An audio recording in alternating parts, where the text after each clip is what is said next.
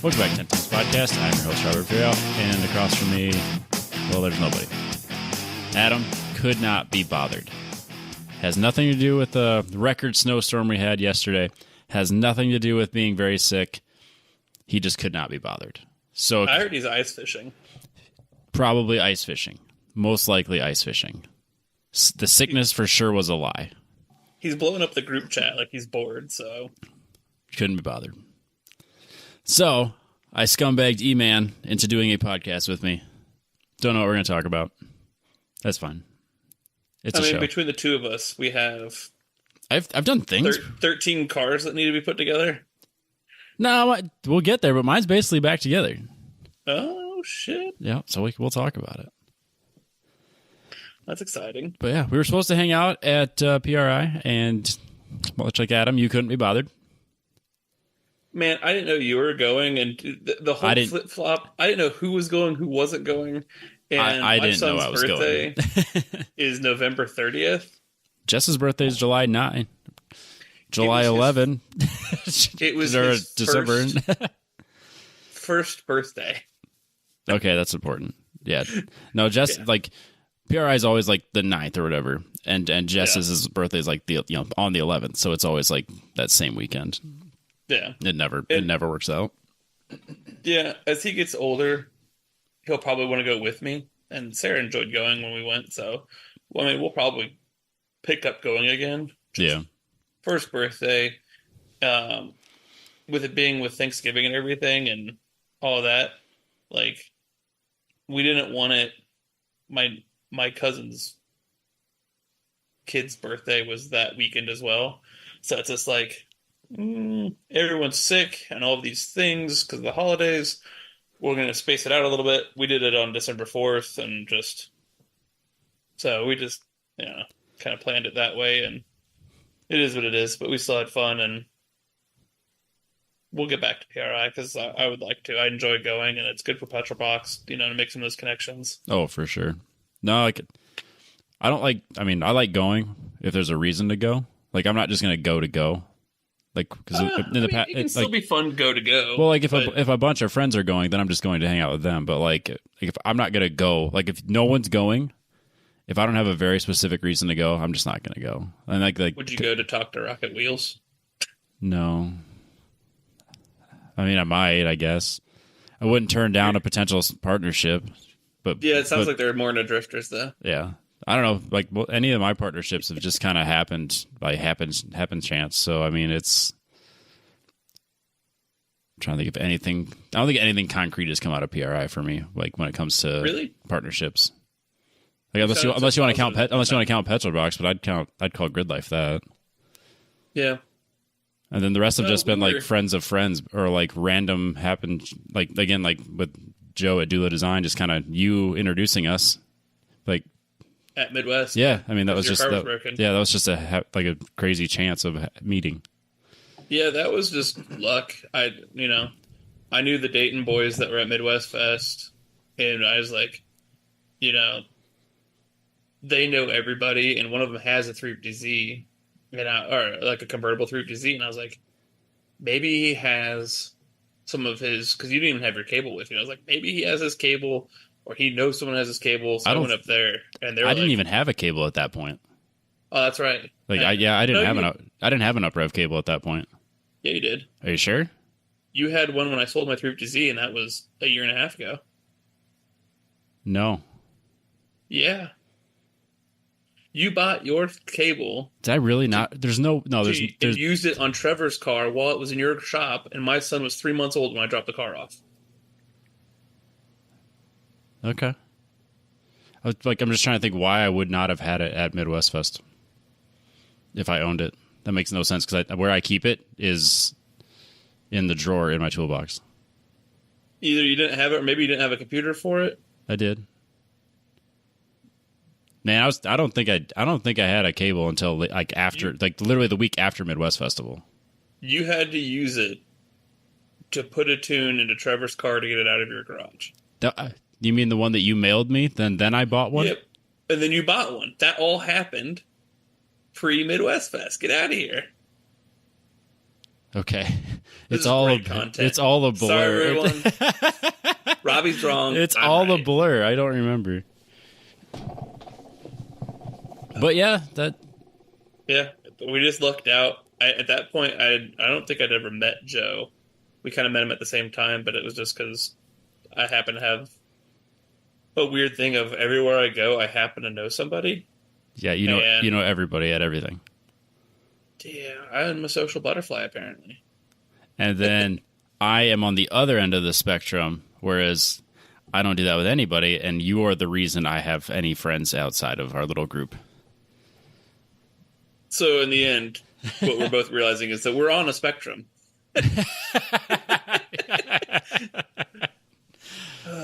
Yeah, now that you mention it. Low-hanging fruit there. But yeah. What have you been up to, Robbie?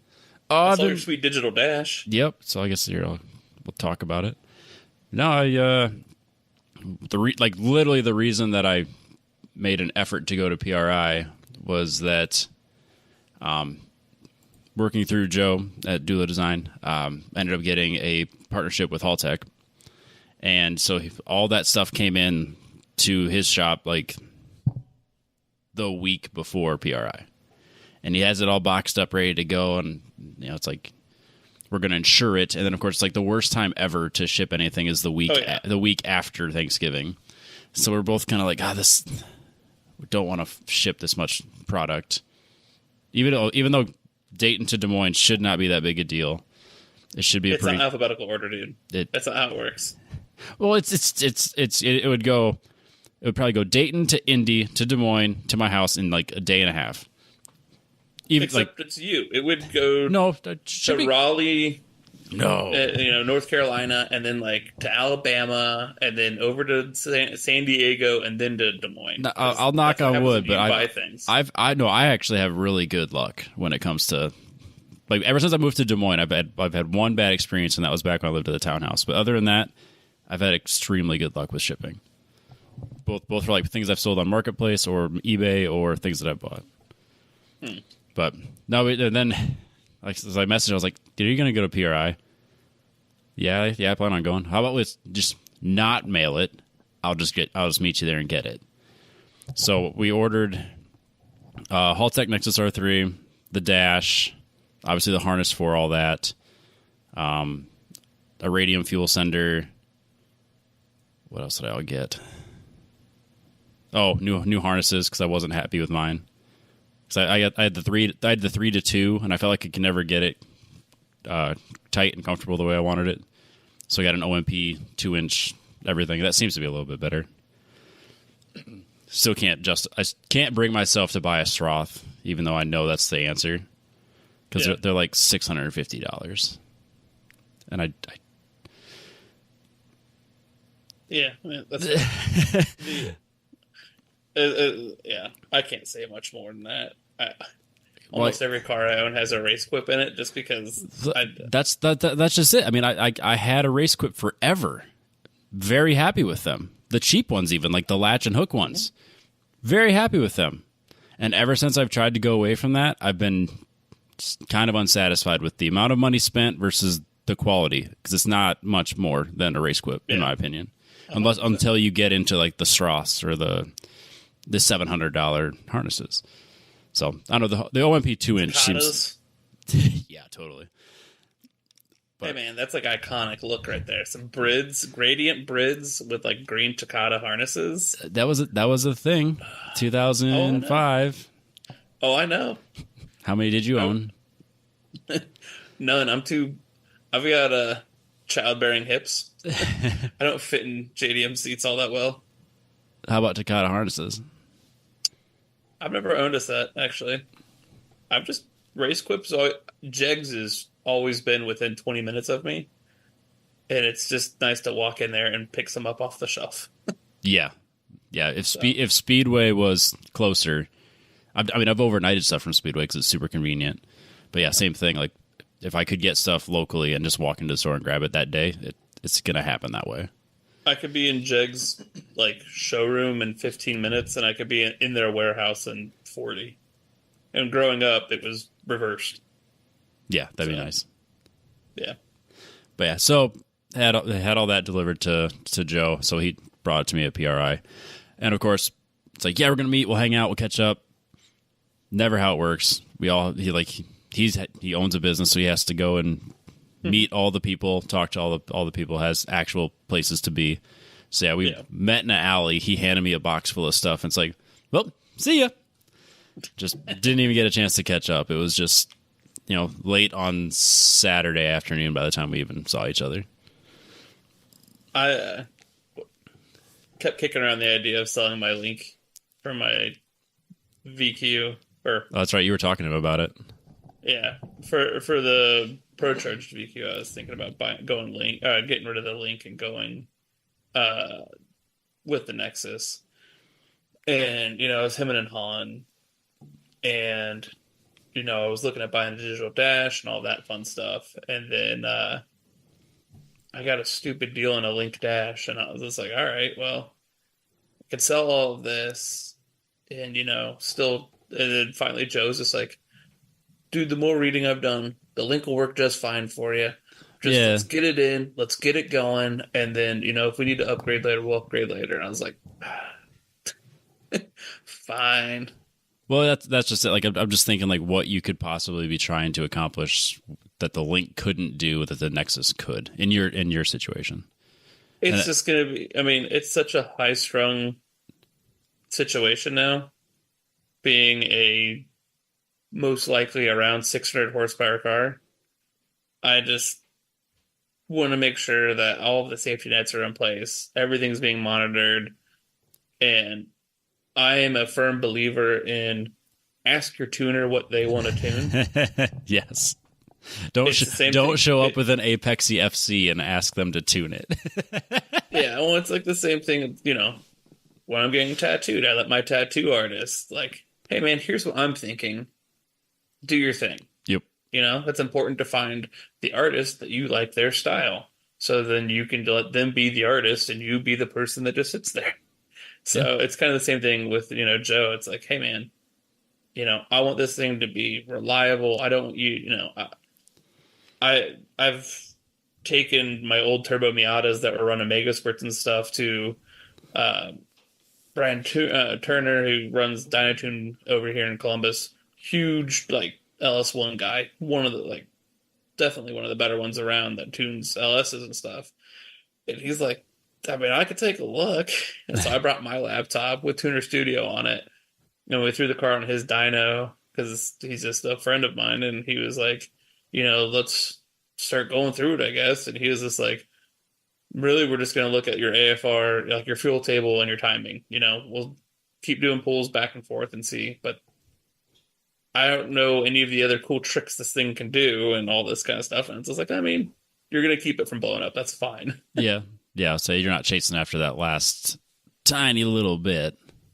Yeah. And I'm not chasing after the last tiny little bit that the VQ is capable of. Right. But I am chasing for reliability and it not exploding.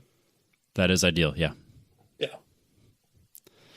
Yeah. No, I honestly wasn't even considering it, and then we just kind of worked this deal out, and I was like, well, this opportunity is not going to present itself ever again. So, yeah, I guess I'm doing an Nexus R3 this winter. Yeah, that's sick. So, yeah, I mean, I originally said no, and then 2 weeks later said, order it. Just order it. And then I never regretted it. So, I mean, I got it ordered, got the schematic from Haltech, and then just kind of went through it, and then used the factory service manual from my 350Z, and just kind of figure out everything that I need. Obviously, talk to Joe about are we keeping VVT? How are we controlling X, Y, and Z? And so yeah, I got all that wired in. I mean, I spent a pretty good, I bet a couple of days worth of hours just sweating over getting everything wired in correctly. So I have I saved every single page that had that specific schematic. So I have my own little wiring, service manual for myself. So I have my notes plus the actual the pages from the factory service manual all compiled into one document. I think what I did wrong though is that I didn't understand on the flying leads from the Haltech harness is that every single digital pulse output and like the 8 volt signal and the 5 volt signal and the 12 volt half bridge output, there's not just one wire. The schematic looks like there's one wire, but it spiders into like 10 wires. So I thought I had to like create all these extra different grounds and different like 5 volt signals pulling off of this 5 volt signal, only to realize, oh, it's all already there. So like I think if I would have gone through, like had it in front of me and actually looked at it instead of just going off of the piece of paper, or actually gone through the software and like set it up beforehand, like, oh, I'm going to use this, I'm going to use this input or this output for this, like the throttle body or this sensor or whatever, and then assign it in the software first, because I think that would have cleared up all of my questions right away. The only thing I really I struggled to like wrap my head around was the VVT setup, because it makes no sense to me. Because that's why the Datsun doesn't have one. Yeah, so it gets and like the Z apparently is the switch style, and what's weird is that it has 12 volt signal coming in at both sides. So like one's not a ground, it's positive on both, and it grounds. So it's like Haltech said 12 volt this side, and then the 12 volt signal goes this side, and it's really weird. And even like right now, as I'm saying it out loud, it doesn't sound right. Like, but that's what it is. But I mean that's what it shows in the service manual too. Is like, this doesn't look right, but it is. So, but yeah. So right now, I guess got it all wired in. I like over Thanksgiving break, I stripped out. The Friday before Thanksgiving. No, not Thanksgiving, Christmas. They're all the same, whatever. The Friday before. Says the guy that's like all about Christmas and was shaming anyone that was not about Christmas. Christmas movies. I love Christmas movies. And music. No, not all the music. Just Mariah Carey's All I Want for Christmas Is You. You just play it on repeat. What else do you need? Oh, you're a maniac.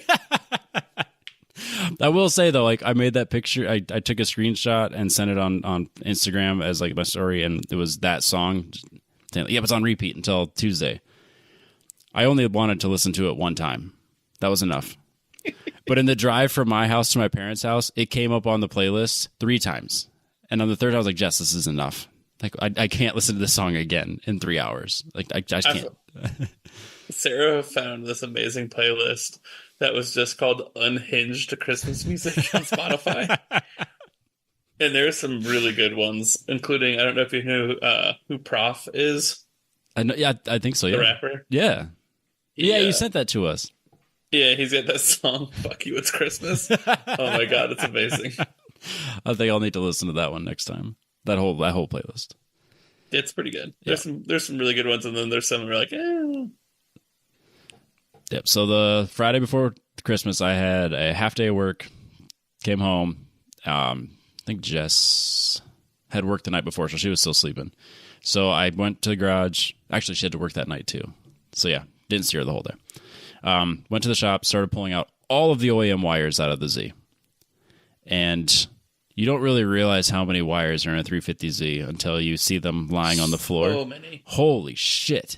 There's just so many. And I even left in the wiring for like my headlights and my taillights and all that stuff, because in the last couple of years my IPDM had been giving me issues.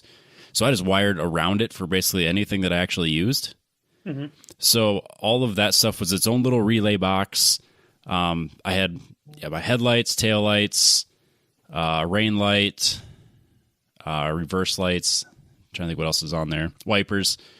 All that stuff's wired outside of the IPDM already. So like that harness kind of already existed. So everything else taken out on the floor, and it's just a gigantic rat's nest of wires. And Jess comes into the shop as she's getting ready to go to work, takes one look at the floor and goes, well, that looks awful.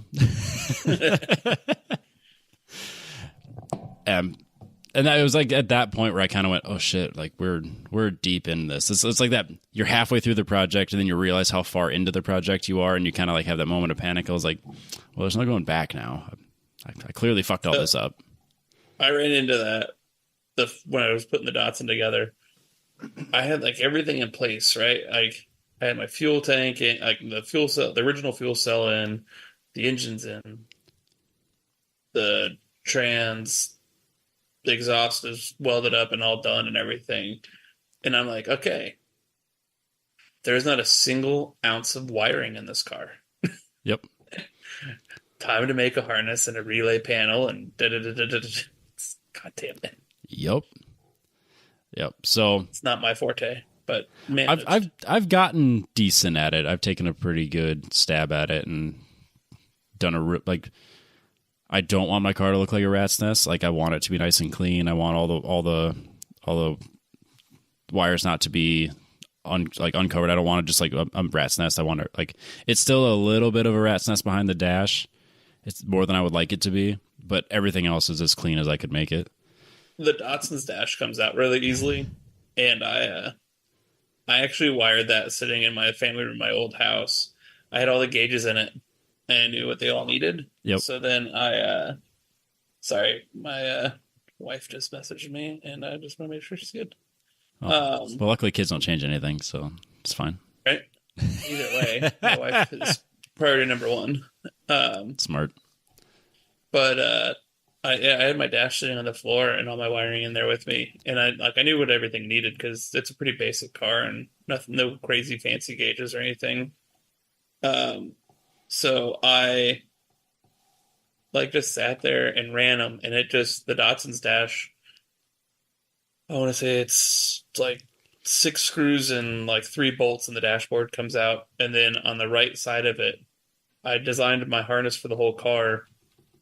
So it starts at the driver taillight, goes across the back, up the passenger side footwell, dead ends at the dashboard, starts at the driver headlight, across the core support, along that side of the frame rail, into the dashboard, dead ends, and then one leg across the dashboard. Oh, nice. That's all of it. And when it hits the dashboard, there's 3 6-pin connectors, like WeatherPack 6-pin connectors. Yep. And if I undo those 3 connectors and undo the like handful of bolts, the dash just comes out in one piece with all the wiring and all the gauges and everything. That's very nice. I was pretty proud of that. Yeah, I regret not using a higher quality of wire, but it's fine. It works. Yeah. No, the problem is... What's it going to do, burn down? Yeah, probably. Well, the problem is I kind of like having everything on its own toggle switch. That's what the Datsun has. So everything has its own wires coming to it, and then like it's not as clean as I would like it to be behind the dash. Like everything's labeled, everything's as nice as, but yeah, it's still kind of a rat's nest. Yeah, I was able to, like, the Datsun has that, like, because I am so weird about the feel and vibe of a car and everything that, we've talked about in the past of, what is his name? Magnus Walker. Yep. How he talks about the feel of your favorite old pants and, your favorite old boots or whatever. Oh, yeah. Like, just that tactile feel and everything. The Datsun's very much that for me, right? Not only the look, not only the sound, honestly, a little bit of the smell inside the car, just because it smells like an old Datsun. Yeah, it's absolutely. Yeah. So. No, I get it. Like I've this year, like that, not necessarily like that nostalgic type feeling, but like that comfort, like my being in my element inside my car was like a big thing for me. So taking the time to set up my seat and like the way my like steering wheel set up versus where my arms are going to go, like just like the ergonomics of my whole cockpit area was like a big main focus for me this year. Yeah, and that was, the Datsun was that for me. And, it got a little more race car as it got ready for grid lights and stuff like that. But the switch panel's been in it from the get-go. There's something about good just rocker switches, like from rocker switches and just push button start, but like big old rubber knob style push button. Yeah, I'm aware that I could go to a Haltech PDM and have like a CAN bus with like 8 buttons or whatever, and just like everything's there and it's nice and clean. And I'm fully aware that I could do that. I'm not ready yet. I like my switches. Yeah.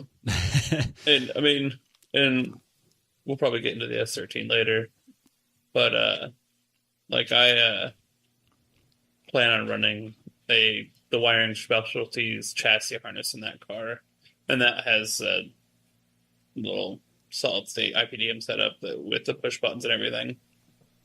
So. Yeah. So got all the wiring out, just kind of laid it out on the floor so I could take a picture of it, and then so that would have been. I'm trying to put all Christmas together. So like that would have been the day before Christmas Eve. So then Jess worked Christmas Eve. So I spent all Christmas Eve working on the car and worked late into the night Christmas Eve to get all of the wiring, all the body wiring was like completely done. Everything was wired in, tested, everything worked. The Mark 60 was installed again, headlights, brake lights, like so everything 100% ready to go to focus the rest of my Christmas break on wiring in the Haltech. Yeah. So that was like my goal. So Jess is at work, so like she works overnights at the hospital. So I send her a message at like I think it was like 2 a.m. on I guess that would be Christmas Day at that point. Of a picture of the Z with the reverse lights on, and I was like, I got the wiring done. She immediately responds with, "Why are you still awake?" I was excited about it. I don't know what to tell you. Just wanted your support. God. But yeah, then obviously Christmas, and then after that, I've focused on getting so I made a mount for the dash. Like the Haltech dash. So what I did was I cannibalized the OEM gauges because I in my mind I'm like, this is exactly where I want it, because I had it move forward from the OEM position so that I could see it the OEM gauges just above my steering wheel. It was like the Momo Mod 30 doesn't allow for a lot of good field of view through it. So I had everything as tall as I could make it without it like being in the way. So it's basically lined up almost perfectly with like the bottom of my windshield. Yeah. So I had it in that position, made a carbon fiber plate, mounted the Haltech to it. It made a mental note to myself, be aware, you need to make this lower so the Haltech is as low as you can go on the steering column so you can see it through the steering wheel. Okay. And then so that the top part can be your Apex Pro. So you can see that literally just above your steering wheel. So I made that mental note in my head. Made the panel. Bolted it all up. Had everything where I wanted it. Used a template that I made out of cardboard. And then the template that Haltech gives you so you can just drill your holes. Put it on the plate. Drilled my holes. Attached the Haltech to it, put it in the car, and went, fuck. I didn't put it on the bottom. I put it exactly like lined up off the top, exactly where the OEM gauges were. Nothing lined up at all. Like I could like literally everything was blocked. I couldn't see the Haltech. I couldn't like the Apex Pro was like in the wrong. It was so I immediately had to order another plate and start over. I was so annoyed with myself because as soon as I did, I was like, I know exactly what I did. And then even then, the second time, because the original one I didn't make long enough, so I had to cut another plate.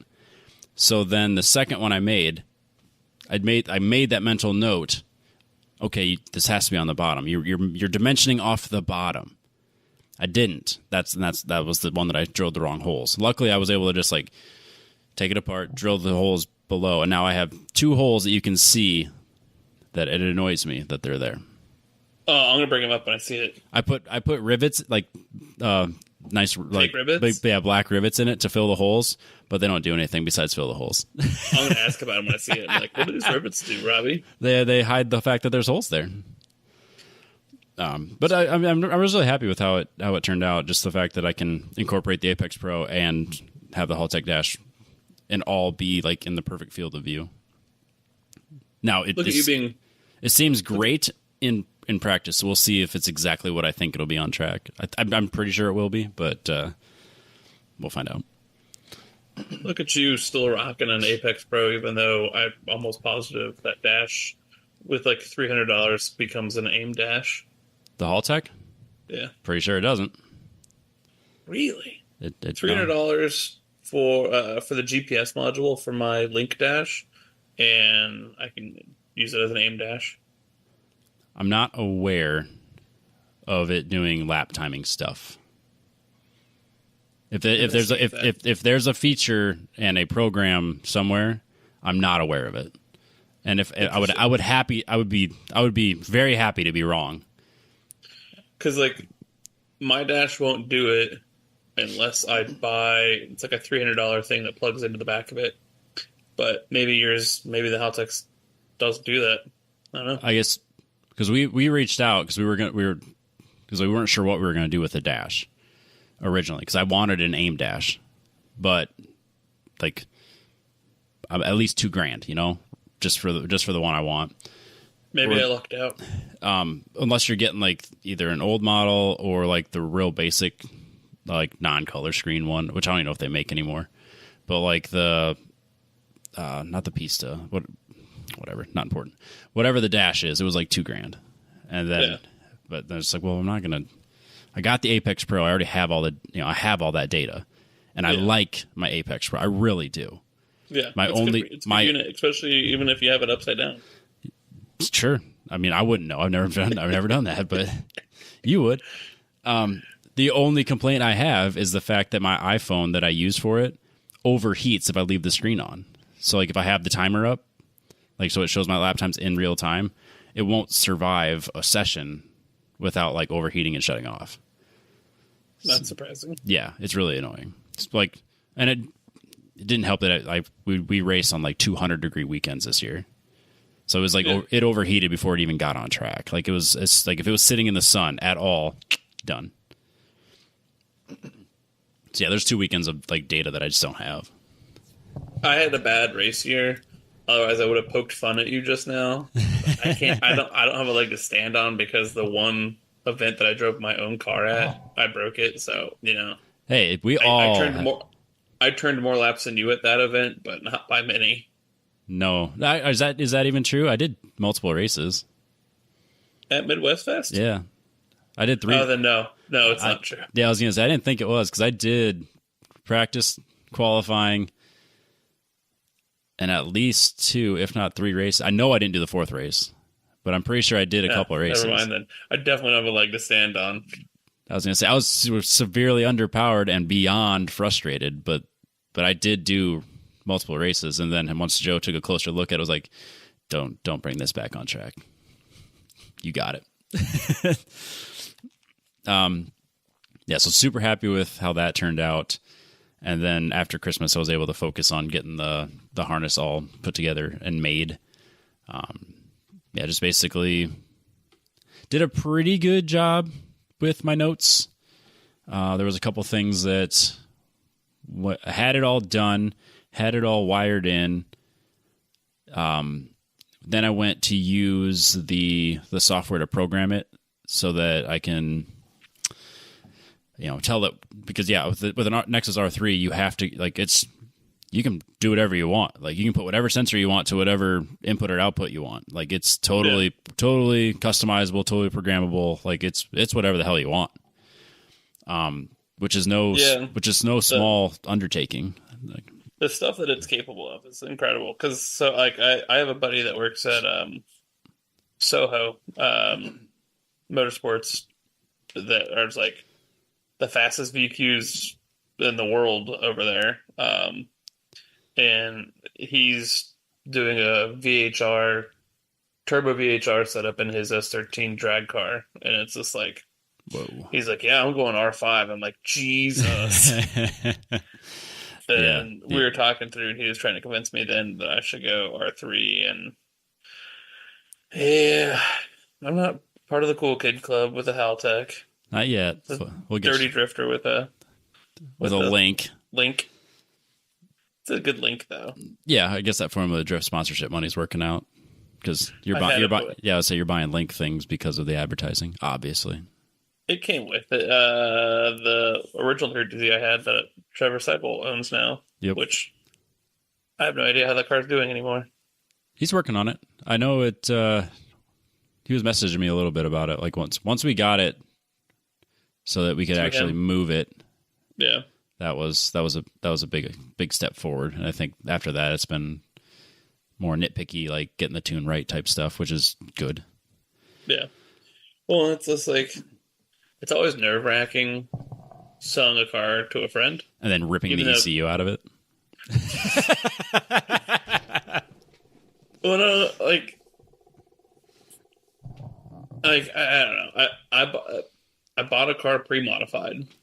I bought that car pre-done and just did maintenance-y things throughout its life and wrecked it a few times. Yeah, so that fixed your own damage.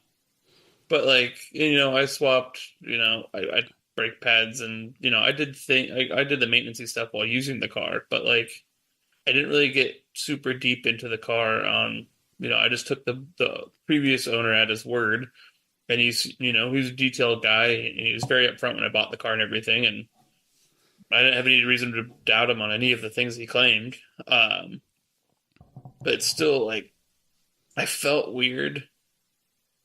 And it's Trevor and I agreed upon a price, and then my body guy was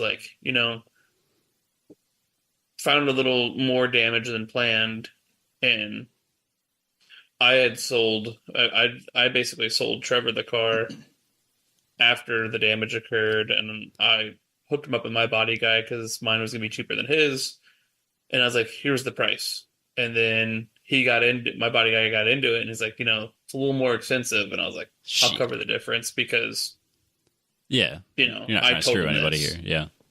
And, I found one or two other bent arms or something. I found a few different things, and I kind of shot myself in the foot not fixing the car further and getting it more put together before selling it to him, because I was just eating out of my cost in the car to make it better for him, because I felt I didn't want to give him a piece of shit, and I still stand by he got a lot of car for the price and whatnot, so I hope he's happy and I hope the car serves him well, and I'm excited to see it wrapped. He said he's doing one of his buddies was wrapping it some way. Yep. So. Yep. No, he hasn't sent me pictures of it recently, but we were texting about it. It's probably been a couple months already. I hope it's green. I hope it's green too. You know what? I hope all of our cars are green soon. We should all just green, all the things. Team green. Yeah. So got the wiring harness all put together. I mean, I spent just worked New Year's, and I don't go out in general, but I sure as shit I'm not going out on New Year's. So I spent New Year's Eve and day in the shop wiring the harness and, double checking everything, taking my time, getting the leads just so, and getting the looms all just right and doing things, and then realized I screwed up and then doing them twice. So yeah, I mean, I spent 2 full days making sure it was exactly what I wanted, and then got it installed, and then spent the better part of a day, screwing around with getting the dash set up the way I wanted it with, because you can, it's totally interchangeable. You can change it, customize whatever you want on the displays. So I got that set up the way I wanted it. Got the map, the tune map ready to go for Joe to take a look at it. Got all that lined up. Only to realize that what I thought was a good idea was I was going to take the output signal, because I have an Innovate wideband that goes to the gauge and then sends me an output on it. And I was going to be I'll just steal that signal to my wideband input, realizing that it can't do that. I have to have its own special input. So the wideband has to be its own special, it has to go to a wideband plug. So shouldn't your Innovate be the wideband I would need O2 sensor to a wideband controller, and that wideband controller sends it to the ECU and to No, that's in the gauge. It's in the gauge. Okay. So I would lose the gauge which is fine, I guess, but I kind of like the gauge. So like I was running it through that. So what I'm doing now is I just ordered another wideband. So and I probably should have done that from the jump anyways. Was just have 2 widebands, one for each bank. Yeah, that's what I want to do. Right. So it was the smart thing to do, and I should have done it from the beginning. But you have a digital dash. Why don't you just put the gauge in the dash? It's gonna be shown on one of the displays, but not every screen shows it. Okay, but it's there. But yeah, it's already installed in the dash. Like the gauge is there. So that's weird that the Innovate does that. Like the Uego, like the AEM one, the loom that comes off of what is considered the like wideband controller has an output that you plug into the back of the gauge, and another one that you, if you want to use it, sends it to your ECU. Right. However, you can't plug that into your wideband connector. Like that it needs to have the whole thing. So like that's like the Mega Square, it's just a one wire. No, because the Haltech has a 6-wire plug, and you can't just like activate one wire. The wideband works or it doesn't. So that was the problem. Is like I can't just steal that wire. So I ordered the Haltech wideband. So that's going to go to the wideband plug, the right way to do it. And then the other one is going on one of my inputs. So I have both banks. Everything's fine. It's just it's how I should have set it up from the beginning. But yeah, the R3 only has one actual wideband plug. Interesting. That's good to know. Yep. So it was just one of those things. Like I made the assumption without ever looking into it, and then once I got into like the program, going like, wait, this isn't gonna work the way I wanted it to. But now I'm doing the right thing. And then the only other thing I'm waiting on is I ordered vacuum tubing from what's the company? They make really awesome like reinforced silicone like coolant hoses. HPS. Okay. So that's not what I was going to say, but okay. Yep. So I use that for like the plugs and like the like heater hoses and stuff, and I've been very happy with that. But I wasn't really all that happy with their vacuum line. And then like I ordered like one size too big, so it was kind of loose on there. Like, oh fuck. So I took it as an opportunity to go find a different company and ordered a different brand. So hopefully that should be here tomorrow. So the wideband will be here tomorrow. The vacuum line hose will be here tomorrow. Who orders vacuum line hose and doesn't just go down to O'Reilly's? I want good stuff. I'm not just getting some junk O'Reilly shit and putting it on there. Well, there goes that sponsorship opportunity. If O'Reilly's wants to sponsor me, I will happily go down to O'Reilly's and just use their vacuum hose from now on. It's good enough for Vice Grip Garage. It's good enough for me. Fair enough. Yeah, so then I guess I'd made this before, but I used a piece of Alumilite that I had left over from when I made like my side splitters, and then just made like a panel that goes in the kick panel of like my passenger side of my car.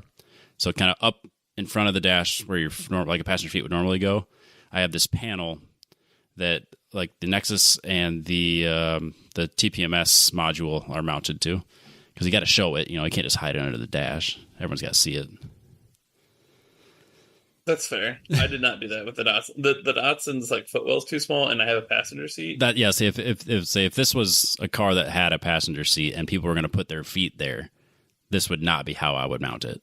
So the Datsun's is in the glove box, and I cut the bottom of the glove box out. Yep. So if you slide under and look up, you can see my relay panel, my fuse blocks, and the top of my ECU, and everything. You can reach everything there. And then if you open the glove box door, there's the plugs to connect my laptop to my ECU. Oh, perfect! I was really happy with that. Yep. And then once again, I can just unscrew that, like the glove box insert, and take my panels, I can take it all out. Yeah, that's nice. Yeah. I mean, that's kind of how I did it in the 240 originally. I kind of like it wasn't near as nice as that, but it was like that same idea. Yeah, I wasted so much wiring that car though. Because instead of like measuring lengths and stuff, of what I should do, I just had to I bought 14 color or 9. 9 colors of wire, maybe Yeah, 14. it's I a don't 72 remember, dots, and it only needs like 9 wires. right? But I put them all in I put them all in the footwell on like a little rack, and like I would take the color I was going to run, and I would run it through the firewall or along where it needs to go, and then like leave a few inches extra where it is. And I ran all my wires where I wanted them, so they're all the exact right length. And then that's when I terminated them at the where it was going and put the plug on it in place in the car, which became a hassle. Yep. But that means everything was the exact right length, and I knew it would have the right length to run and lay where I wanted it to lay and all that kind of stuff. It was tedious, but No, I get it. nice. The way I did this was tedious. I didn't want to have to like do it multiple times or like have a bunch of wires like looking like shit or the whole deal. It was in the back of my mind how his passenger seat looks, but yes, I don't want mine to look like that. Even now, like it's not like nothing's like zip tied to where I want it. Like everything's just kind of still just there until we get done. Zip ties. Well, like when it's running across like the like up above the dash, like in the dash, like have things like held into place. I'm a big fan of the rubberized like P clamps, like tech screw in. Oh yeah, that would work. I don't know. Then there's some absorption. It's not just rattling around your harness. Well, it's not just the harness. It's the DEI heat shield wrap is going to protect it. Where's the shock absorption? The DEI heat shield wrap. That's heat shield. It's thick. Yeah, I didn't even get the cheap loom shit. I got like the expensive stuff. That was more expensive than I wanted to pay. Money bags. No, it's gone. It's in the haul tag in my car now. It's gone. There's no money. And then Jabay thinks I need to buy tickets 6 months in advance. But in the middle of build season. Like, this guy's crazy. I ain't say it. I love you, Jabay. Yep, same. But yeah, besides having been needing the vacuum line and the wideband installed, it should be ready to go. I did like my initial setup. I did have a moment of panic when I realized that when I installed the 12 volt signal from like what should be my ignition switch, I installed it to the 12 volt hot signal. So when I hit the battery switch to turn the power to the car on, everything like immediately turned on. And I had a moment of panic, like, oh no. Okay, everything's fine. Realizing that the only thing wrong was that I was on basically the wrong side of the ignition switch. Yeah. Yeah, like everything. I haven't fired the car up, but like everything turned on right. All like the oil temp the temp sensors all seem to be reading correctly. Yeah, I can't really test anything else without actually like turning it on. But the throttle body works, pedal works, all that shit would seem to be working. What's that? Fuel pump primed. Yeah. Because like there's a wire like dedicated for that, so that was already set up, ready to go. Like that was already one of the pre-assigned things. That was one of them that was just like, this one goes here. Okay, perfect. So yeah, that worked great. The throttle body, you could do the calibration. Everything seemed perfect there too. But yeah, now it's beyond my expertise, and this is where Joe steps in and tells me what I think is right is actually not right, and it's time to fix it. So when does it go to Joe? He has. If you say March, I swear to God. Why? Is that supposed to be that's your time? I'll be in Costa Rica. I'll probably go to March. Actually, I did talk to him the other day about it, and because like my first event probably isn't till like May. Like first grid life's not till. Let's look at it. June. So, yeah, first weekend of June is festival. So I'll definitely want test days before that. So I want it back by May. Who needs test days? Live the Dalton lifestyle. Fuck no, I'm not spending that kind of money just to realize something's wrong and throw away a whole weekend. But yeah, I got it. I think I for sure have a mid of TT before June, so or at least a test day. So, but yeah, I talked to him about it. I was like, I want the car to be done like literally ready for the dyno within the next couple of weeks. My goal was to have it done by my birthday, and I'm not far off of that.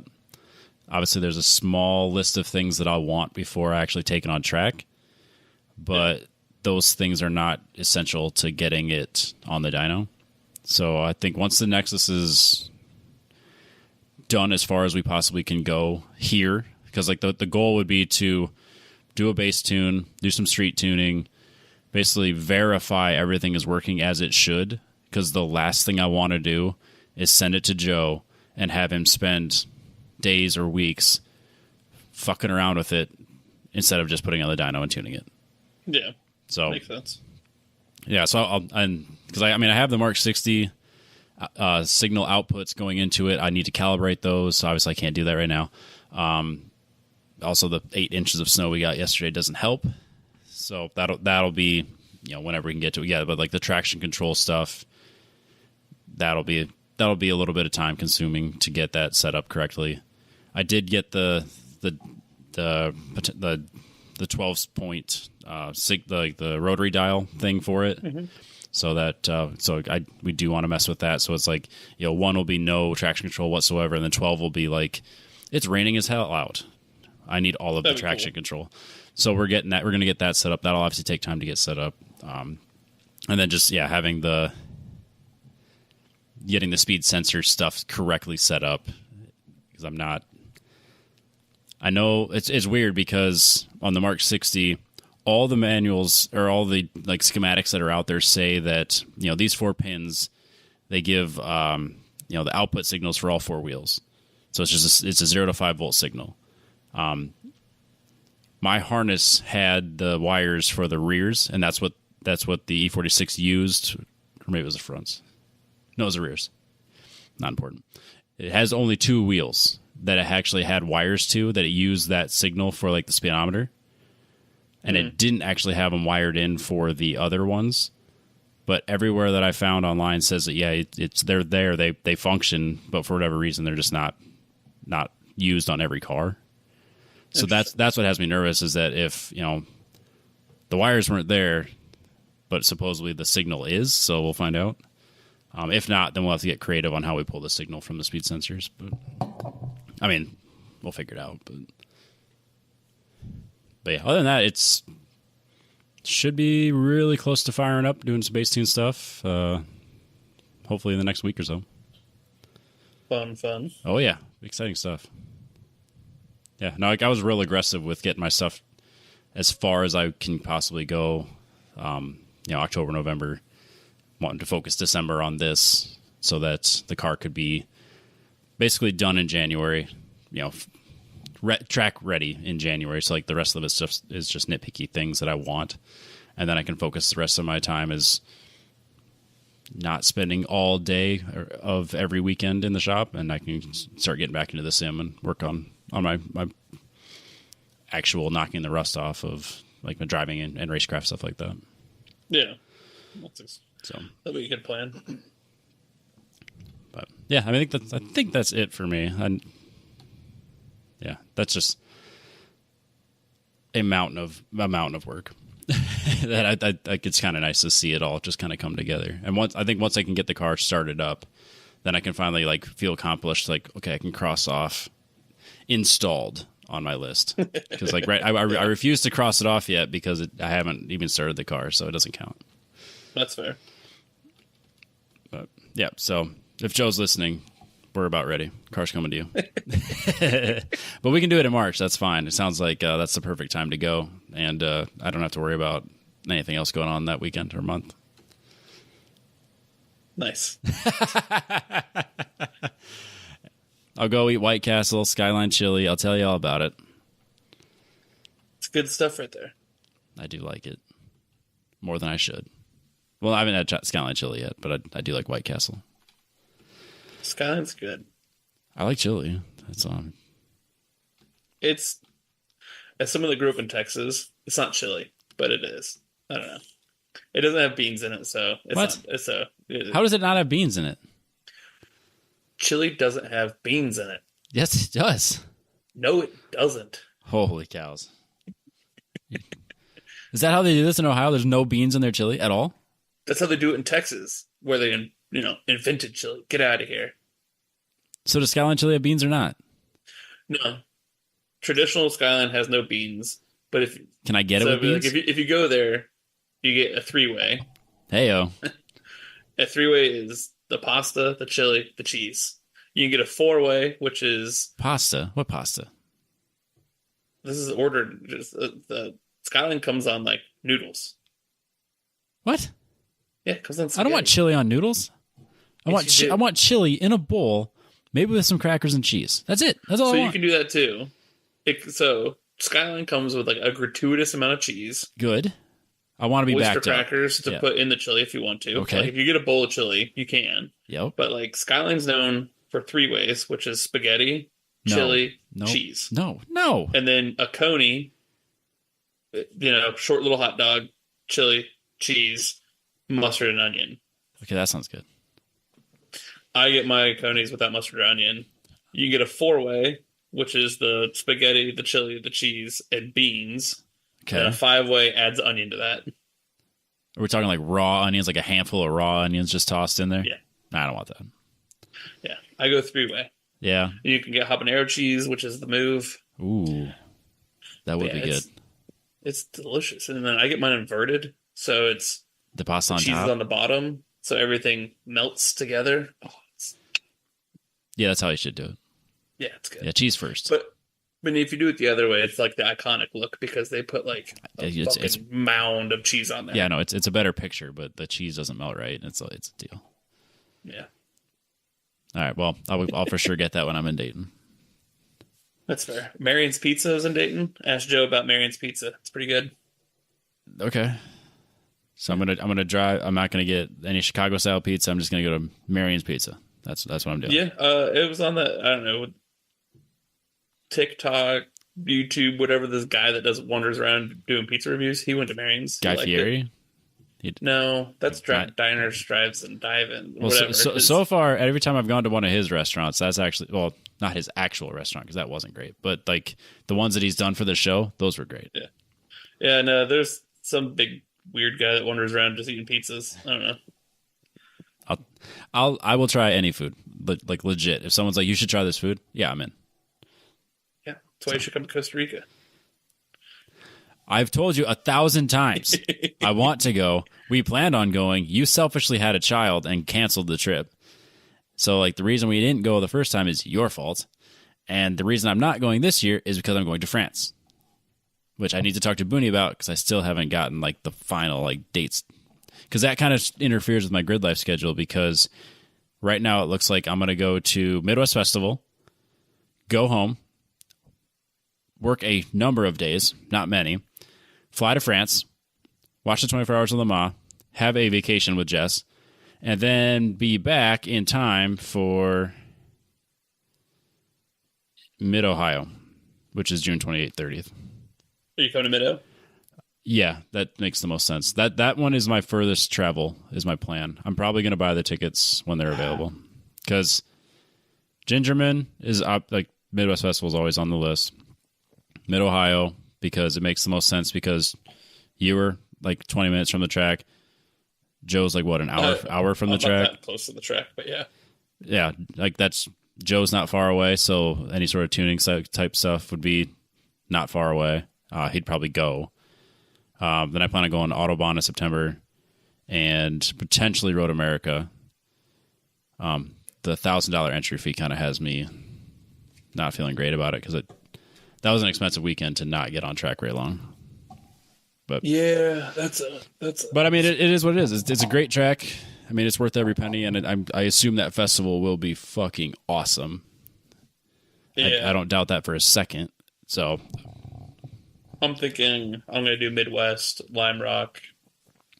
I'll be at Mid-O. I'm probably not going to drive it, but I'll be at Mid-O. And then Road America. Not Autobahn? In September? What's the date for that one? It's 14th and 15th of September. Maybe. That one's good. I like Autobahn a lot. I feel like most of my grid life experiences this year will be behind the wheel of a drift car and not of a time attack car. Bro. We're losing you. All right. Well, this was a nice show. I appreciate you coming on. Tell us about your drift cars. Man, where should we start Dusty's anxiety attack? Yeah, I was I gonna feel say like you have like I just spent like literally an hour talking about my one project, and you have probably 13 projects, all in different states of disrepair. yeah, I literally have one list of every like a running tab of all the things I need to do or want to do to the car before I put it on track again. And that's fair. right now it's like 8 items, and half of it's maintenance at this point. So the Datsun, it got hurt at Midwest Fest. It's got the engine out. I have not yanked the engine apart yet to see what got hurt. Oh, I thought you did that like 6 months ago. The engine's out. I haven't gone through it yet. Oh, okay. I'm assuming there's some piston to head contact Did you drain the oil at because, least? yeah, it's bad. Oh, I drained the oil. There's metal in it. okay. That's Assuming, really all you need to know. yeah, I think the pistons touched the head because the head was decked a while back to get flat, and then I didn't think about it when I picked which head gasket from Tommy I was going to run.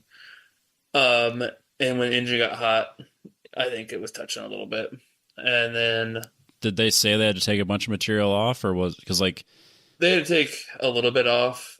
cause like I remember when I did But the I Z, went they were with, like, "Oh, you only took like 5 thou off." I'm like, "Oh, okay, that's pretty deep." I went with the thinnest head gasket Tomei sold because in a motor I was looking for, Ah, you know, gaining a few, gaining some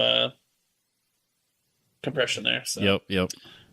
I may have shot myself in the foot there. And then my oil pan is a poor design, and I'm pretty sure I just in one of the seven, Like the same one like that kills Corvettes. that 8-9 complex.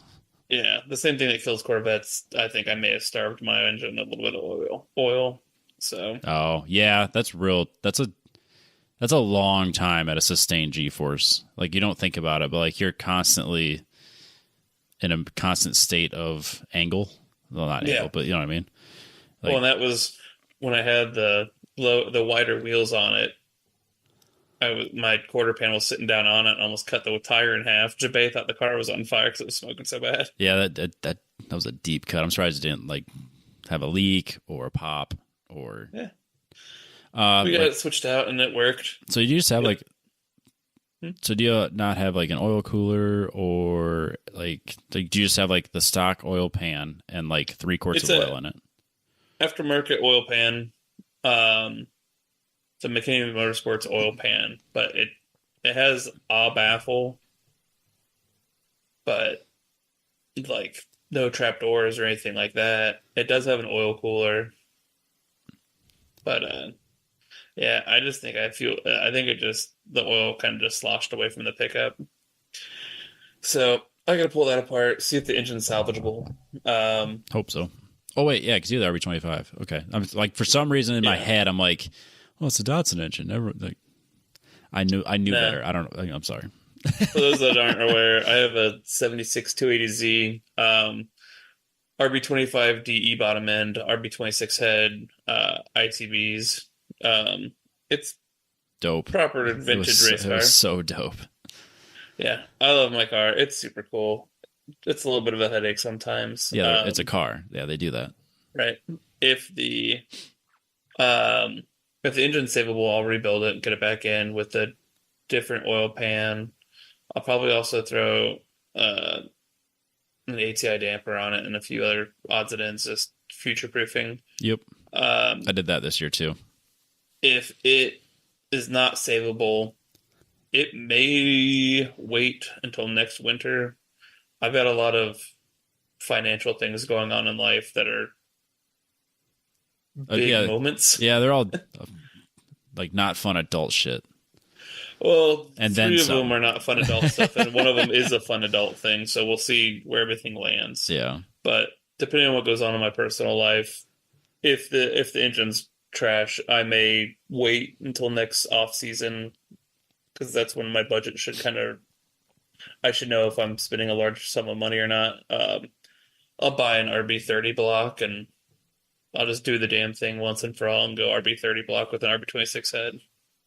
ITB still? Like, Yeah, yeah. Yeah, perfect. that car will always have ITBs. Perfect. I mean, when I thought about VQing, that's why I had IQ or VQ ITBs was because I was thinking about putting a VQ in there, but the CD09 transmission is just massive, and that car is dumb low. Oh, So yeah.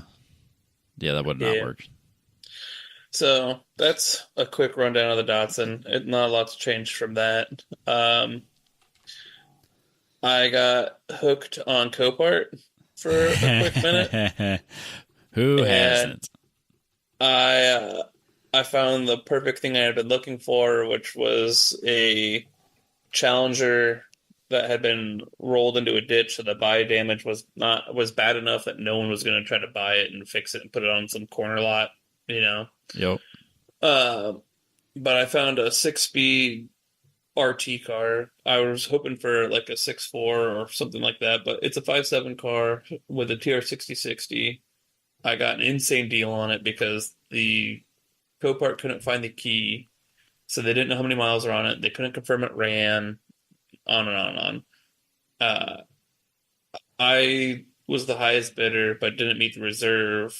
So you're still taking a gamble on the fact that the engine could be trashed. Yeah, so Okay. I was the highest bidder. The seller reached out to me after the auction and negotiated. They can go back and forth and you can negotiate. So I ended up at a price I was happy at. Sarah and I loaded up with Wyatt and we went out to Philadelphia and picked it up. Um, this dude showed up with like a huge excavator with 20-foot forks on it with the Challenger on it Yep. and just slid it right into my enclosed trailer. Like I had a winch, like a come along ready to go, some spare wheels, some dollies, all sorts of things. Like, all right, how am I going to do this? Yep. And So he just picked it up from behind and just kind of slid it in there without me guiding him or anything. He's like, whoop. And then he was like, yeah, sorry, I couldn't get any further. This guy with the U-Haul truck behind you is a little too close for me to like get square with you. And I was like, bro, dude, you got the back wheels in the trailer. Like, I just got to winch it up the dovetail, and she's in. Wow. So that worked out well. I got home, popped the hood. I had to dismount. I had to disconnect like the radiator supports or the mounts, so I could push it forward off the off the crank pulley. Threw a battery in it. While digging the bumper and a few things out of the car, I realized that the key was in the center console. So threw a battery in the car, key in, 70,000 miles on it. No shit. It's like, all right, score number one. That's a good start. Hit the key, fired right up. No way. Absolutely, yeah. Like no, I swear I put this to the video in the group chat, but I guess I didn't realize it. Like I didn't know the story behind it. Yeah. I guess I assumed that you knew that it ran. I didn't even look at I didn't look at the listing close enough, honestly. Hit the key, fired up. Who knows how old the gas is in it, but like it's got brand new brake rotors on it and pads. That's wild. But yeah, so it's a 2014 Challenger that I'm $2,800 in. No way. Yeah. That's amazing. And a TR6060. Fucking hell. That's so good. So that will be disassembled for my 67 Barracuda. It's caged. I had it caged with Time Attack in mind, so it is quite the cage. Had it done by Winna Joe, Adula's friends, Cody Tobe. Awesome guy down in Dayton, does a lot of fab work. That's great. So, I mean, I'm going to pull this Challenger apart. I'm going to look at... I have this dumb idea about trying to stick the rear subframe and front subframe under the car. Just do like kind of that resto mod, like whatever they call that, where basically the entire underside of the car is a modern Challenger. Well, the Barracuda is way too clean for me to Body do swap. the whole cut the floor out and just drop the body on it. Like, I didn't want to do that. But that era of Barracuda has torsion bar front suspension, kind of like a 911. Okay. and then the rear's leaf spring. Yep. And it's just like, well, I wonder, the track width seems right. I was looking at it. I was like, well, if I could go, it has. I want to say that car has four-wheel drum brakes, even though it was a Formula S car, or not? Was it Formula S? I can't remember what the special designation was, but it was the sportier of the options. Yep. But it still had four-wheel drum brake, and it's just like, I could get independent rear suspension, I could get a better diff, I could get four-wheel disc brake, all these things if I can figure out how to get these subframes under the car and just make it work that way. So I'm going to play with that. It'd be sick if that works. That'd be awesome. So that's kind of the plan with the Barracuda. It's going to go like a pale powder blue off of a Subaru. And then my tattoo artist is going to hand paint a livery on it for me. Oh, wow. Kind of do like the old, dragster look, the Like hand the painted pinstriping. Yeah, not like lowrider pinstriping, No. but like the 70s and 60s like drag car stuff. Yeah. Moon Eye style stuff. But he'll have the petrol box stuff on it and his tattoo studio and stuff like that. So he's the gentleman that did my Iowa Man Racing tattoo. Well, that's right, because you actually followed through on that. Yeah. It took me a minute, but life got a little weird there. But I mean, I have my Iowa Man tattoo. Dalton doesn't. does he even have a tattoo? No. It's about time he gets one. Yeah. It's about time I get another one. Yeah. You can get one while you're at Mid-O. All right. I got my artist locally picked out, but That's fair. just haven't reached out yet. So, yeah. I got the Barracuda's plans together. Who knows when it's done, but By springtime. it's Dusty Nixon's fault. I saw the Camaro and I was like, racing an old muscle car just seems like a great idea. So now it's a race on who gets their car done first, you or him. Come on. The problem is Beat the him. rest of my lists. I know. and they're kind of on their way on that car already. Like they're making progress. Oh, yeah. If it takes as long as the C10 did, then I have a race. Then I have a chance. It shouldn't. Not even close. So along with my Copart addiction, I decided to do like the holiday commercials where like the really handsome white guy buys his wife like a fucking Lexus for Christmas and Or the brand new Escalade. Like, yeah. And, buys a $90,000 vehicle without talking to his wife. So my version of that is I surprised my wife with a 31-foot camper that I bought from a Copart auction. I did not realize you bought that. Oh, hell yeah. It's a 31-foot camper. It's a 2007. It's got Do you pop-outs. do you go camping? Like just camping? Like Grid Life, obviously you go like camp at the track, but like do you just go camping? We have, and we live. Hocking Hills is Southern Ohio's the southern third of the state's called Hocking Hills for the Triple Nicholas and OU and all these things. It's absolutely beautiful there. Wayne State Park and all sorts of stuff are down there. Heard good things about the welding program at OU. You're right. Oh, SU, sorry. Oh, you're talking about OSU. OU's got a bunch of good stuff too, though, business stuff. But there's so much right there, and then we keep going south. We're in West Virginia, and in less than an hour, we're Matt Williams isn't too far. So my thought is, with a camper, Friday or Thursday, night or Friday morning, pull the camper into the driveway. Sarah can spend the day loading it. I get off work. Friday night, we head out. In an hour, we can be lost in the woods. Spend the weekend out in the woods. Come home Sunday night. Sarah can unload the trailer Monday. And then park it and be done. So it's kind of the thought process. I got it. It was flood damage was the reason it was at a Copart thing. After getting there and inspecting it, I believe that someone didn't winterize it correctly and they had a PEX line break going to the sink and it flooded the back half. But it's got linoleum, so it really just stained the linoleum flooring and smelled a bit musty. Interesting. What's kind of I like have your? an ozone machine from work. I was gonna say it's Threw kind of that like in your there. job. You should be able to knock that out in a weekend and a half and be good to go. Yeah, so we're gonna probably put up different, either paint the wall, we're gonna probably do something with the wallpaper that's in it, do some different linoleum, and yeah, I'm $1,800 into a 31-foot camper. That's crazy.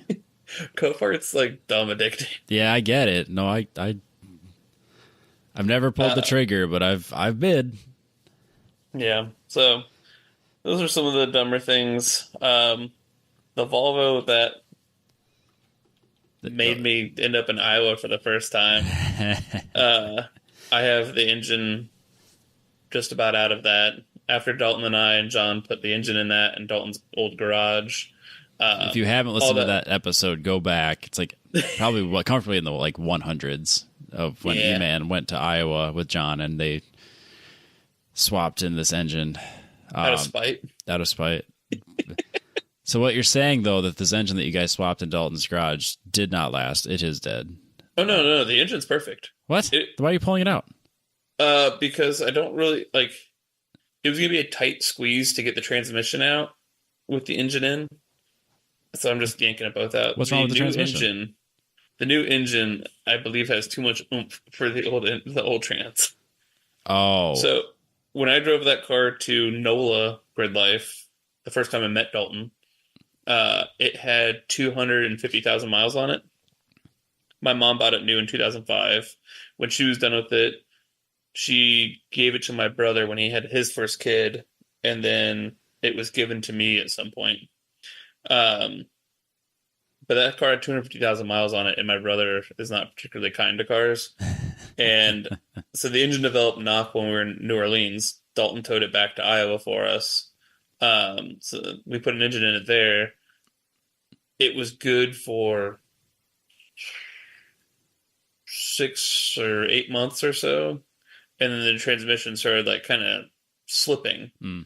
And then like if you're slowing down, like rolling to a stop, and you decide like the light turned green, you never came to a stop, it wouldn't find a lower gear to go for a second, and then it would start going. So it was just getting a little sketchy. Yep. So I bought a transmission. So here shortly, this car will have like 120,000 miles under it, and the whole thing's aluminum, so it zero rust. That car is fantastic shape, so it'll probably be my daily when I'm not driving around in my truck for work. Not a bad daily. So, got to finish the Volvo because it's taking up one of my lifts. Oh, the 350Z that I talked about last time I was on, I decided in life that I need less cars, so that's got the VQ that was in my S13 drift car in it now. That car will be for sale. If anyone wants a really solid seat time car that is going to be, intake, exhaust, injectors, tune, 350Z with a beautiful cage in it, 6 Brembos. It's got the factory Brembos, and then it's got a hydraulic handbrake with Brembos for that as well. Yep. PBM angle kit, stance coilovers.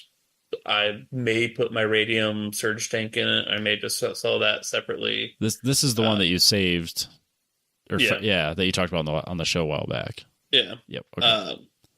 It's a really nice car. Oh yeah. I just don't need this many caged race cars. And Sure you do. In my thought process is, if I was going to keep that, I was thinking about selling my S13.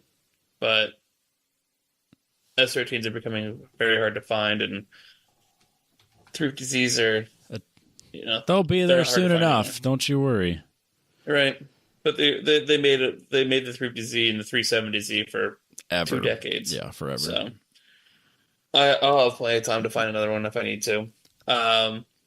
So that 350Z will be up for sale. My wife's S14 is also VQ powered because why wouldn't it be? That's got a CD in it, and it just got all of its aero and on it, so it's fully kitted. Fortunato coilovers, angle kit, all that fun stuff. But that's a full interior S14. And and that's going to be, she drifts on occasion, but it's full interior and car seat fits in the back, so that will be her. That will be Mommy her. mobile. Yeah, her mom mobile. When she doesn't want to drive the Forester, we picked her up. To put my GTI is finally getting listed up for sale. Thank God, that car's gonna get out of my life. It's a great car if anyone wants a Mark 6 GTI. Um, but we picked her up 2008 Forester, 5-speed, 140,000 miles. I've A buddy had a bunch of STI stuff sitting in his garage, so it's a Forester now on STI struts with STI lowering springs meant for an STI, and then aftermarket sway bars for an STI. So the sway bars went from like, I want to say like a 17 millimeter and a 15 millimeter to 26 millimeters. Okay. This thing's rad. It hooks so hard. But yeah, so we're getting her all set up, and then my S13 and her S14 are going Honda blue raspberry metallic, which That's that fit color. yeah, which It's a good isn't color. It's a good the- color. it's not blue nor the color of a raspberry, but whatever. No, it's kind of green. Yeah, it's a great teal. I love it. Yeah, it is. It's really good color. So her S14 will be that color. My S13 is going to go that color. Both cars will probably end up with the full livery. Probably in the white and pink and chrome, or at least my car will have chrome because, like I've said in the past, I like big dumb chrome wheels on my drift cars because it looks like you should, Yeah. drift car looks like you should deal coke out of it or something. I don't know. Yeah, it should be a little flashy, a little attention grabby. I get it. Yeah. You don't have to explain it. Yeah, so, I've got a set of 18 by 10, 18 by 11, negative 30 work emits, which are just a bunch of spokes and ridiculous looking. And then I've got I just picked up some Weds, Cerberuses, so starting to build my collection of big, dumb, shiny wheels for it. But that car is scheduled for its cage. I'm going to drop off March 1st.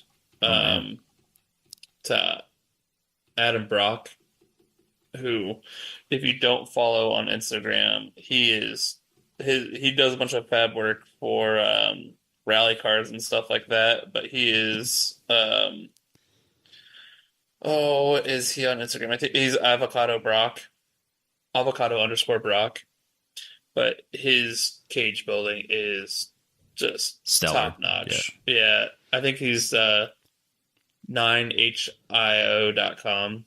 But yeah, just shout out to him. I can't wait to see the cage he builds for this car. So he's caging it, and then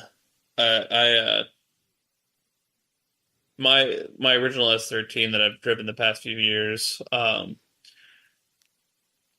it saw some damage to the front end a few seasons ago. And when it got pulled, my body guy was like, hey, if it gets hit in this front end again on this side, I might not be able to fix it. There's rust in a weird spot, where the firewall meets the fender meets the door. All of that area. Yep. And it's just like, I don't even know how to go about patching that area or anything. Yep. So I picked up a new chassis. So I picked up another S13 coupe. That he's gonna cage the new car. Well, it's all apart. I'm legit losing track at this point of what cars you're talking about.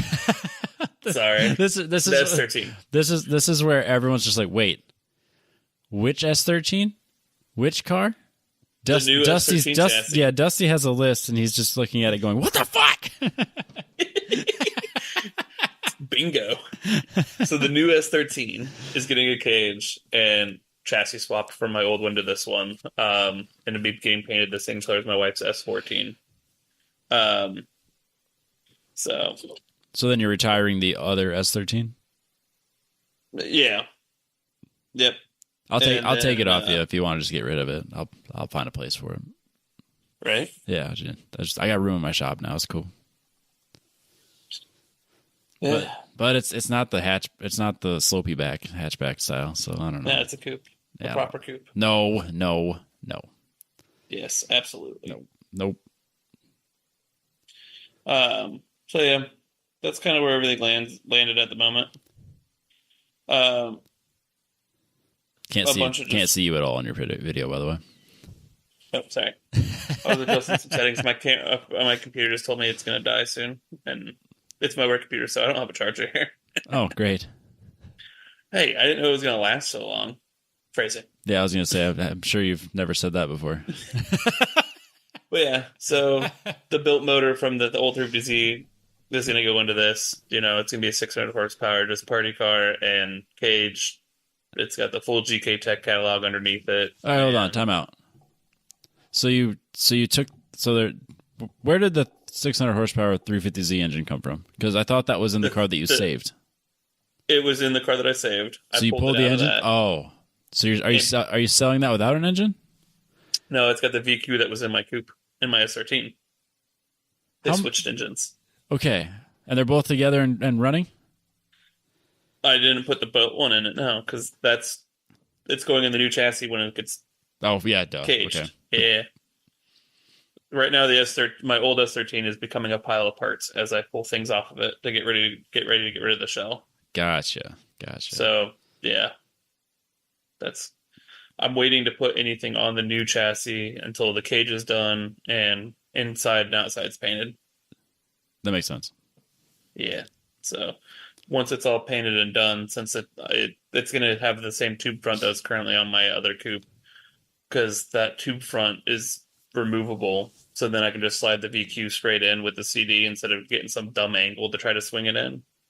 So yeah, that would be easier. No, it makes life so much easier. So yeah, once the chassis is all ready, everything will go together. But that's got, a wiring specialties pro harness on the engine. The ECU is a plug and play Link ECU. I've got my Link dash. So yeah, I've got a lot to get done. And you got like 2 months to do it. Well, luckily the S14 is just getting painted, so worst case I can thrash around in that. It's still a VQ S14, so it parties. Yeah, that'd be a good time. So, dang, I think we've bored people enough with us jabbering about. That's why they're here. All these cars. No, it's why they're here. They're either going, "What the fuck are you guys doing?" or they're using it as motivation to go work on their own projects. Or they're all going, "At least I'm not as dumb as this guy." Yeah. Because we even talk about the fact that I have a 510 and a KA for that. Yeah. Yeah, so we've only talked about like half the cars that you own. Oh, and I got a boat? No, you do not. And you got one. Then you got one of those. That's the boat I keep trying to give to Adam. Oh, that's right. Give to Adam even, and he won't take it. And you got one of those little Honda pocketbook scooter things. Yeah, I did buy a Motocomp Honda briefcase scooter. You'll see me zip around on Grid Life with that. Be sure to wave me down, say hi. I'll let you take it for a ride. It's fun. Is it quick? It'll do 13. That's quick enough. I'm a big guy, so that's all you can ask. I mean, you're only using it for like a pit bike, so I mean, what more do you need? It weighs, just under 40 pounds. It folds up into literally a briefcase size, and it's awesome. That's pretty slick. Yeah, I love it. Yeah, I don't know. Yeah, no, I finally. I don't know. Did we cover all the things? Is this a show? I think this is a full show, almost 2 shows. I mean, if it's slip angle, it's 4. Yeah, it's a proper track walking length at this point. They got up there. They got up there with their podcast now. They realized that you can't just jam everything into a 45-minute show. I'm just waiting for this to randomly die. So if I just am randomly gone, that's why. That's the perfect way to end a podcast, like mid-sentence, like The Sopranos. I mean, it's on par for a drifter, I suppose. Yeah. I mean, I think that's a pretty fair thing to say. Robbie, do you still follow Formula One? By the way, yeah. Did you see the news at a Haas? Yeah, that Gunther's gone. Yeah, that makes me sad. I like Gunther. He grew on me. I didn't like him at first. I don't know why. Just like I don't know why. I honestly can't like put a finger on it, but for whatever reason, I was like, that guy's not my guy. And then like the more I paid attention to Formula One and less of like Netflix, the more I liked him. I just liked him. I liked his attitude. I liked his demeanor. I like Gunther. Yeah, I'll be sad to see him go. yeah. So definitely, they lose a main, like a big character, like a Yeah, like someone people actually give a shit about. yeah. So it'll be interesting to see what he does, and if Haas can turn it around without him. I just want Danny Rick in my life. I get that. Like That type of like, positive energy is hard to find. like you only Dalton met him and a few other people, but Chris Balthus, who we used to sponsor through Petrol Box, is very much a Daniel Ricciardo kind of person. He's always smiling. He actually kind of looks like Danny Rick if he was from Ohio and not Australian. not Australian, you know. But he's got that kind of attitude, just always smiling, always positive, and it's it's the closest thing I'll have to being friends with Daniel Ricciardo is being friends with the Canadian Ohioan. He's this is as close as it's gonna get, but it works. It's closer than I got. I've heard people say that Adam Nielsen is the Daniel Ricciardo of Iowa. Yeah, I've heard that too. He's got the personality, he's always a smiling, happy guy. Always positive.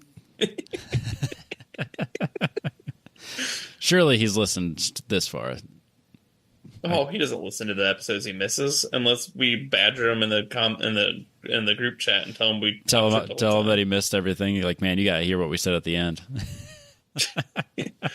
Oh God, we're gonna be those people. Oh, wait till you see what happens at the end of this video. Yeah, stick around. No, don't do that. Can that be the title of this episode? Stick around to the end. Wait till you hear the shit talk at the end. Maybe I'll put that in the description. That's fair. But who else can we badmouth? I think I got a plan ahead if I'm going to do a bad mouthing show. Then I can have everything like lined up, ready to go. That's fair.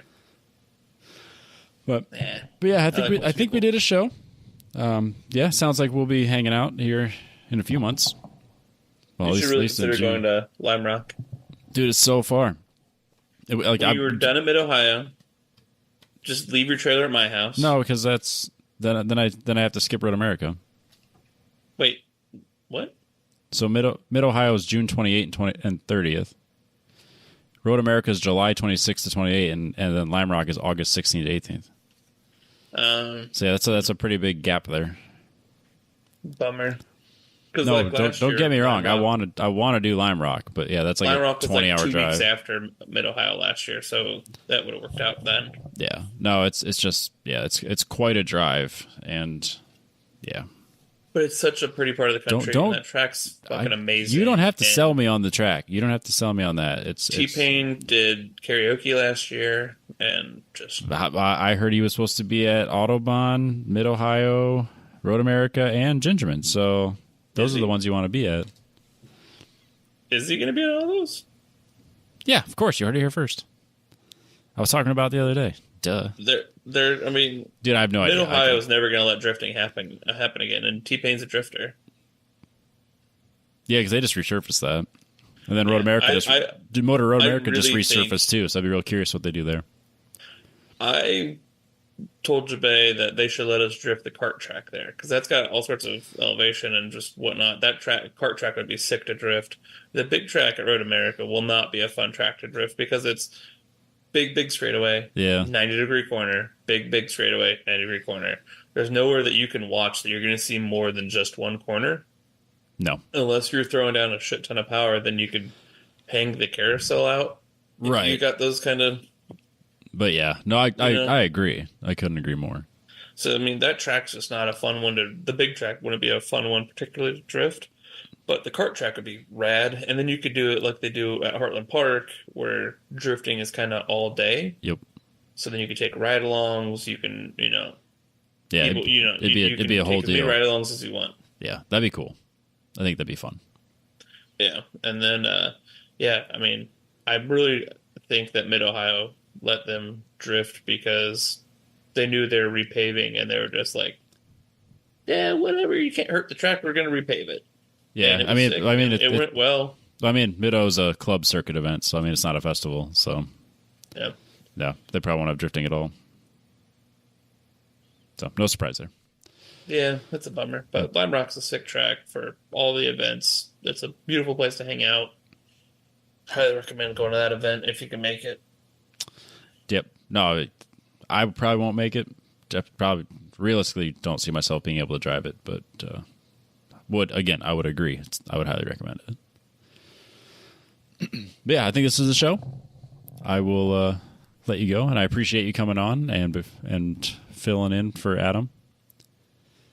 Always. Yep. I'm upset that I'm out of root beer. I know Adam's not out of root beer, but I'm upset that I'm out of root beer. Let's talk about that real quick, and then we'll shut this down. So the fact that Adam has 25 gallons of root beer. Yes. So I won't say their name. A friend of us and a friend of the show sent Adam 4 pony kegs of 1990. No. He got sent 3, I believe. The first one was 4. The first one was 4? The first one was 4 packages. Oh, I thought he got 3 and then 1 and then another one. I'm pretty sure the first one was 4 packages. Let me look at my. I've got the conversation right here. Okay, yeah, maybe I'm wrong. I thought it was 4 right off the bat. But anyway, If that's the case, then that means he's got 6 total. I hope it is. But yeah, so Adam got a surprise in the mail that it was just like it got delivered to the house, and it was a big package and it said package 1 of either 3 Oh, or you're right. He did send 4. It was 1 of 4, and it's like, what the fuck? So Adam opens it up, and it's a pony keg of 1919 root beer. Which, of course, if you crack it open, you have to finish them fairly quickly, or they go flat.